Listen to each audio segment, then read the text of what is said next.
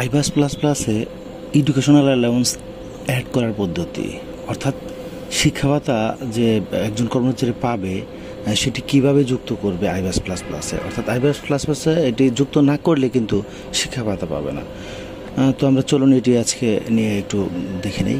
সাধারণত EFT form পূরণ করার সময়ই সমস্ত তথ্য নিয়ে নেওয়া হয়েছে। আপনি আপনার সন্তানের জন্ম নিবন্ধন দাখিল করেছেন। যদি আপনার সন্তানের জন্ম নিবন্ধন দাখিল না করে থাকেন তবে হিসাব শাখায় জন্ম নিবন্ধন জমা দিন। অনলাইনে আইবাস প্লাস প্লাসে গিয়ে মাস্টার ডাটায় এই তথ্যগুলো সংযুক্ত করতে হবে। এখন কর্মকর্তাদের শিক্ষা ভাতা দেখাচ্ছে না, কেন দেখাচ্ছে না? সরকারি কর্মকর্তাদের ক্ষেত্রে হিসাব রক্ষণ অফিসের মাধ্যমে সন্তানদের জন্ম নিবন্ধন নম্বর সহ তথ্য এন্ট্রি দিতে হবে। যাদের সন্তানের বয়স 23 বছর পার হয়েছে তাদের ক্ষেত্রে অটোমেটিক ডিটেকশনের মাধ্যমে শিক্ষা ভাতা প্রদান বন্ধ হয়ে যাবে।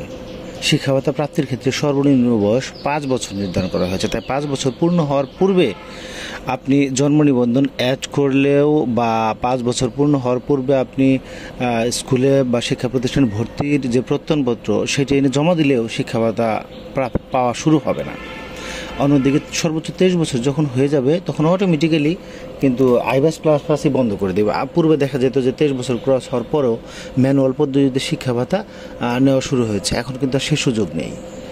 তো আইবাস প্লাস প্লাসের সন্তানের জন্ম নিবন্ধন এন্ট্রি দিতে আপনার সন্তানের বয়স কমপক্ষে 5 হতে হবে। তথ্যগুলো আগে এন্ট্রি দেওয়া যাবে, সমস্যা নাই, কিন্তু শিক্ষা ভাতা প্রাপ্তির ক্ষেত্রে বয়স কমপক্ষে 5 হতে হবে। 5 না হলে হবে না। তো এক্ষেত্রে আইবাস প্লাস প্লাসে যদি তথ্য এন্ট্রি করা থাকে তাহলে অনলাইনে স্যালারি ইনফরমেশনে গিয়ে এনআইডি দিয়ে ঢুকে, অর্থাৎ কর্মচারী এনআইডি দিয়ে ঢুকে এডুকেশনাল অ্যালাউন্স সার্চ করে এন্ট্রি করতে হবে। এন্ট্রি করা থাকলে এডিটে গিয়ে জাস্ট আপডেট করে দিন, ব্যাস শিক্ষা ভাতা আরও একটি সন্তানের জন্য যুক্ত হয়ে গেল। অর্থাৎ এক সন্তানের জন্য 500 টাকা যুক্ত করা হয়েছে, এখন আরেক সন্তানের বয়স 5 বছর কেবল পূর্ণ হলো। সেক্ষেত্রে আপনি যদি স্যালারি ইনফরমেশনে গিয়ে কোনো কর্মচারীর এডুকেশনাল অ্যালাউন্সটা আপডেট করে দেন তাহলেই কিন্তু তার আরও 500 টাকা বেড়ে যাবে শিক্ষা ভাতা। আমি স্ক্রিনে দিয়ে দিয়েছি, দেখুন এখানে প্রথমে আপনি ডিডিআইডিতে ঢুকে মাস্টার ডাটাতে যাবেন, যাওয়ার পরে নিচে দেখুন এমপ্লয়ি স্যালারি ইনফরমেশন, এটিতে ক্লিক করে ঢুকবেন। সেক্ষেত্রে ঢোকার সময় এনআইডি চাবে সংশ্লিষ্ট কর্মচারীর, এনআইডি দিয়ে ঢোকার পরে দেখুন এই যেখানে ইকোনমিক কোডে গিয়ে আপনাকে এডুকেশনাল অ্যালাউন্স সার্চ করতে হবে। আর যদি অ্যাড করা পূর্বেই থাকে তাহলে জাস্ট এডিটে গিয়ে আপডেট করে দিতে হবে। তো এটুকু কাজ যদি থেকে আইবাস প্লাস প্লাসের মাস্টার ডাটা থেকে করা হয় তাহলে হয়ে গেল। তো শিক্ষা ভাতা যুক্ত করার নিয়মটি একটু আবার দেখে নেই। সেটা হচ্ছে প্রথমে আইবাস প্লাস প্লাসে ডিডিআইডি দিয়ে লগ ইন করতে হবে, তারপর মাস্টার ডাটা থেকে এমপ্লয়ি স্যালারি ইনফরমেশন, সেখান থেকে এডুকেশনাল অ্যালাউন্স, সেখান থেকে এডিট অ্যান্ড আপডেট, ব্যাস হয়ে গেল।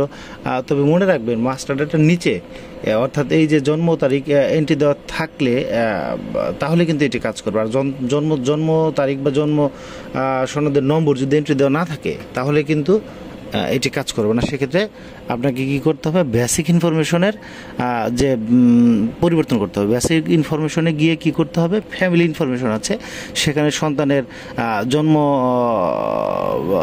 সনদ অথবা যদি সে পূর্ণবয়স্ক হয় তাহলে এনআইডির যে নম্বর সেটি দিয়ে কিন্তু তার সাথে সম্পর্ক সেটি, অর্থাৎ ছেলে না মেয়ে, ডেট অফ বার্থ দিতে হবে, নাম বাংলা এবং ইংরেজিতে দিতে হবে, দিয়ে জাস্ট আপনি সেটি অ্যাড করে নেবেন।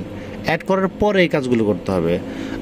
সরকারি কর্মচারীদের সন্তানদের পড়াশোনার ক্ষেত্রে, ভাতা প্রাপ্তির ক্ষেত্রে এটি কিন্তু একটি আদেশও জারি করেছে সরকার। 5 বছর যে পূর্ণ হতে হবে সেরকম একটি আদেশ জারি হয়েছে।